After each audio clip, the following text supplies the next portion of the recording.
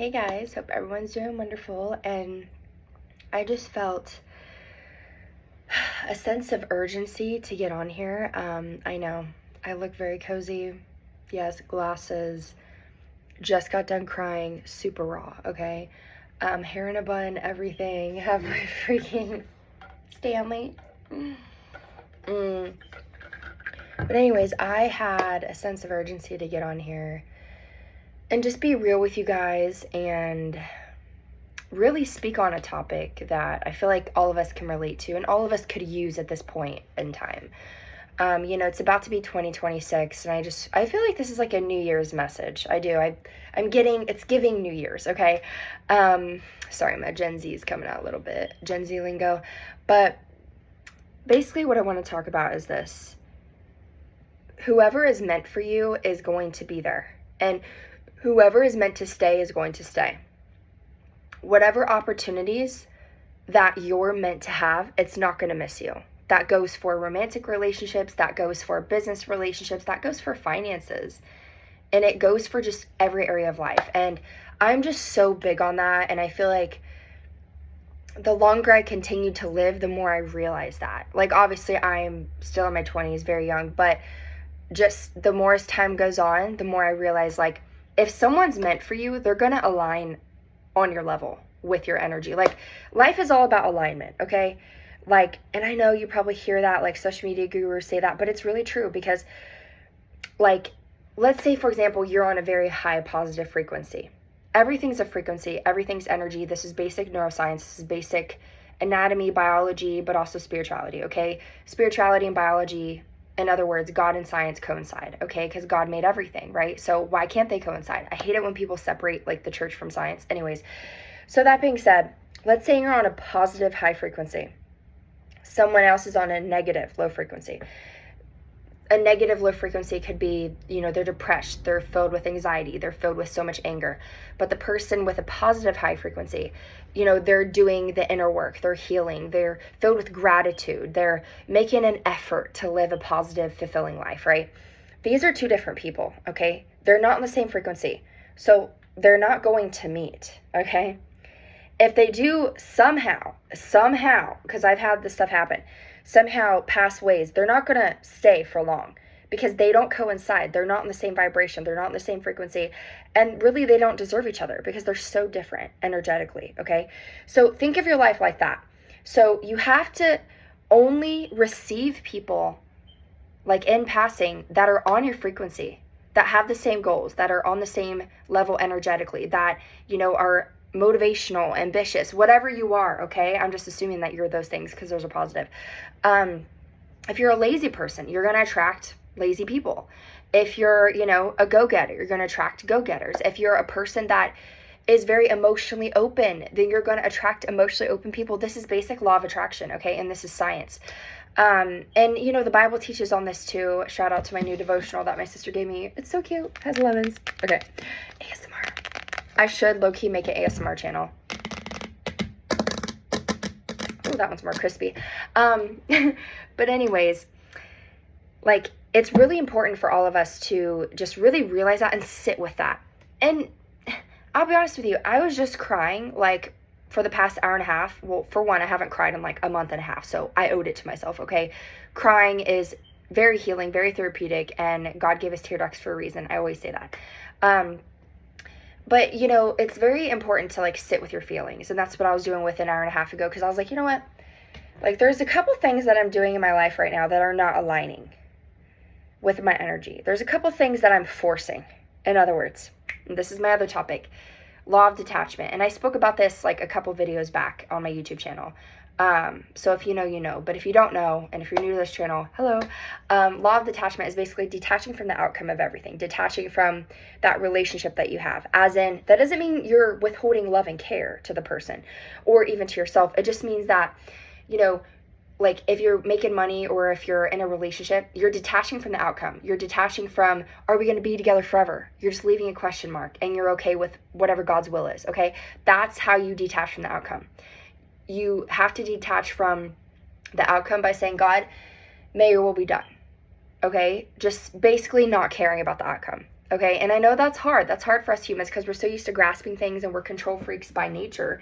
You know, that's our flesh, but our spirit is like let go and let God, okay? So your spirit's always let go and let God. Your flesh is always, I want this, I need this, okay? The truth is, you don't need anybody in this life. Newsflash, you don't. Once you've been through so much heartache, once you've been through so much grief and loss, the more and more that you've been through like that, you're going to realize time and time again, I don't need this person. Yeah, you love people. Absolutely. You should love to the fullest. Absolutely. And Jesus says, love people, but you don't need them is my point, you know? So, and this isn't coming from a bitterness inside of me. This is like realistic, and this is life, and this is coming from my spirit. And I just want you to know, all you need is yourself and God. All you really need is God. You know, God already has you here. You're watching this video, so you already have yourself. Okay. You need God. You and God. It's like a spiritual umbilical cord. You and God. That's all you need. Your mom's not going to save you. Your family's not going to save you. No one's going to save you. Jesus, if you're a Christian like me, Jesus already did on the cross. He already saved you. No one else needs to save you and is going to save you. You have to make your own money. You have to go to work. You have to get your health in check. You have to eat healthy. You have to make those decisions. You know, you are held accountable for everything that you do in this life, and it is your fault. Everything that you do is your fault. Okay? And whether that's a negative consequence or a positive consequence, okay, it's your fault. All right? So just live life like that. Take accountability. It's so important for us to take accountability, and whew, I just feel like the Spirit of God, like when I'm speaking, I feel the anointing is strong. Here's another topic I want to talk about. You know, conjoined with law of detachment, like law of detachment. I decided to take a drink break. I want to speak about fear.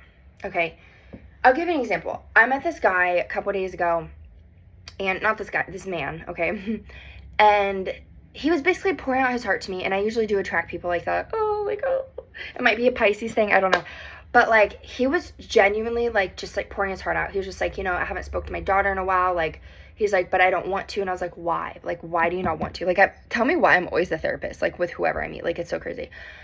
And he was just like, it's because I'm afraid that she's going to reject me. And I was like, but why would she reject you? You know, like, you're the dad, you know? And he was like, well, she would reject me because I haven't spoke to her in 10 years. I was like, but why didn't you? See, I was getting to the core. I kept saying, why? I was like, why haven't you spoke to her in 10 years? He's like, because her mom. I'm afraid of her mom. I'm afraid of rejection. I'm afraid that how she's brainwashed her, etc. And that made me think. Because I'll be honest with you, I had the same situation with my biological father, you know? And it really made me think. It was like a switch went off in my brain. And I was like, I know that's how my dad feels, like my true dad. I know that's how he feels. Like, I've known this, but like to hear it from another guy's perspective, it was like more integrated in me. And I was like, And it makes me feel more compassionate because I heard that from another guy, like from another dad that's going through the same issues, but I saw it from a different perspective, right? And because I was like his counselor, right? Instead of just like looking for as a daughter, like how I do with my dad. And I was just like, okay, like, And this is what I told him. I said, look, I can only speak from the daughter's perspective because I've been there. I said, regardless, you need to overcome your fear. That's what I said. I was like, wherever fear is in your life, like, you need to overcome it and freaking do it and like hit it on the nail.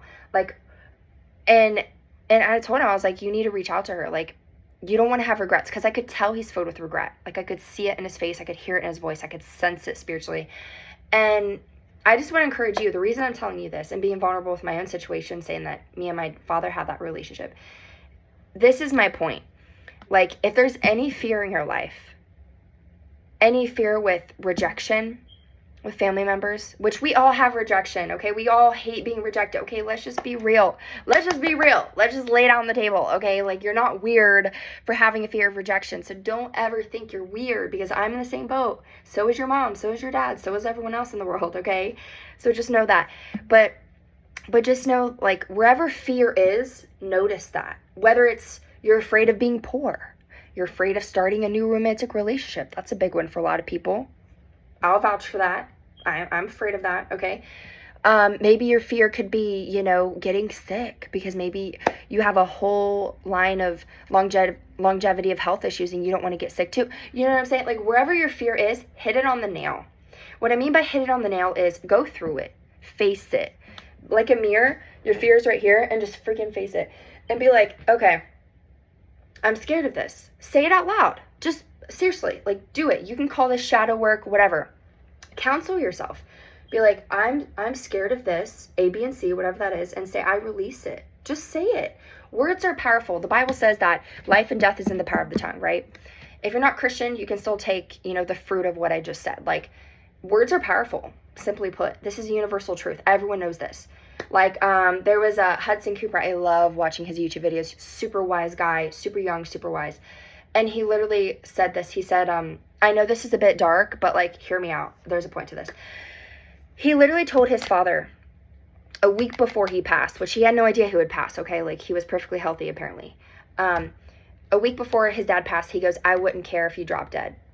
And then a week later, he passed. Now, I'm not saying he's powerful enough, and because he said that, that made his father die. I'm not saying that. But words do have power. And I think it's not a coincidence that that happened. You know what I'm saying? I think it could be correlated, or maybe he foresaw it prophetically and then he said it. You know what I mean? But my point is, words are powerful. That's what I'm trying to say. Either way, in that specific situation with Hudson that I was just telling you about, it's important to know that words are powerful. How you speak about yourself, how you talk to yourself, how you think about yourself, because what you think becomes eventually what you say, and what you say becomes what you do. Everything's interconnected. So you really have to just be aware of yourself, aware of the people around you, aware of what's happening spiritually and energetically, because they both intertwine. And if you feel like you're not aware of what's holding you back from your greater purpose, or if you feel like you're not aware of what's holding you back from just being more rich, having a healthy relationship, reconnecting with family members, harnessing that relationship at work, whatever it is for you, just say it out loud. Say, I release the fear from A, B, and C, and then just say a little prayer. Say, God, like, and by the way, prayer, the definition of prayer is simply just talking to God. That's it. It's so simple. Talk to him as if you would talk to a friend, because he's your best friend, okay? Just be like, God, I don't know, like, I need your help. Like, I have fear in this area, and I need you to conquer it for me. I need you to help me conquer it. Just ask God that. Just be vulnerable, because, I mean, who is a better being to be vulnerable with than your creator? I mean, be real. Okay, what, you're going to talk to a counselor? What, you're going to talk to your mom and dad? They're human just like you. I'm not discrediting counselors, because my mother's a counselor, but it's just so important. It's so important to just, like, have that relationship with the creator, with the divine, with God, whoever it is for you. And yeah, I really feel compelled to just share this, and to kind of just turn your wheels a little bit and make you think, but also to just share, along my own journey, what I've been learning, because obviously we're all in this boat together, this boat of life. We're all trying to get better. We're all trying to be successful. We all have emotions in and out. Some of us are more sensitive than others. Spiritually, I would say I'm very sensitive spiritually, and I feel everything. I'm a deep feeler. I've always said that. But I'm very open about it. And I feel like a lot of people that are deep feelers spiritually, they're kind of like ashamed of it, or maybe like they try to hide it, but like, no, like I'm out in the open, like only in America, so that was a reference to a movie. I don't know if you got that, but anyways, if you did, you did. But yeah, that's basically what I feel compelled to say, and I feel like that's it for now for this little episode. I'm probably going to name these like episodes eventually, like episode 1, episode 12. I might go back in my other videos and rename them, and this will be like the 20th one or something. Anyways, but yeah, please like, comment, subscribe. Let me know what you got from this video. Let me know how you can relate, and let me know what other topics you'd like me to speak on. Again, I'm just always trying to be vulnerable and be authentic as possible, and I think it's just really important to just be yourself, and because you only have one you only have your testimony to share, and I mean, what's the point of copying off of other people, So anyways, let me know in the comments, and I love you so much, and God bless you. Bye.